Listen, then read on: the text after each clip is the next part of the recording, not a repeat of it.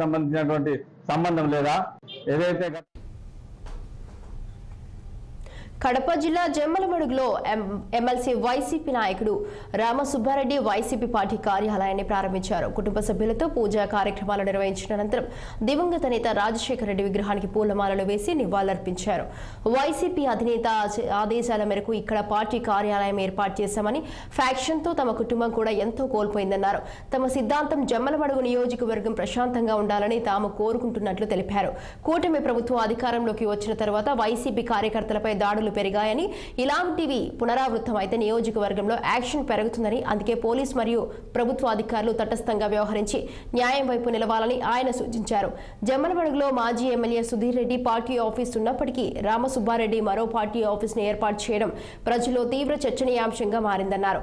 ఆ party office ఏర్పాటు చేసి వైసీపీ నాయకత్వ మార్పుకు సంకేతంగా ప్రజలు పార్టీ కార్యకర్తలు చర్చించుకుంటున్నారు.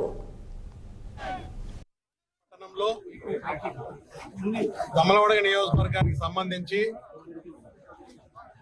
ఇక్కడ కార్యకర్తలందరికీ కూడా సౌకర్యంగా ఉండే విధంగా, అందుబాటులో ఉండే విధంగా ఒక కార్యాలయం ఏర్పాటు చేయాలని చెప్పి నిర్ణయం తీసుకోవడం.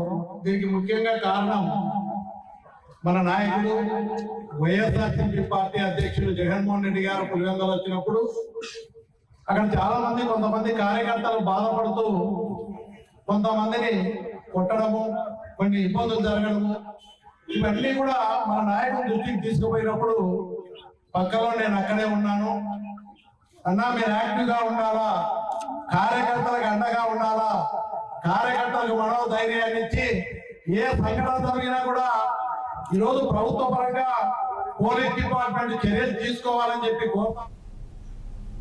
బుల్లెట్ షార్ట్ బ్రేక్ తీసుకుందాం. State news 6 TV.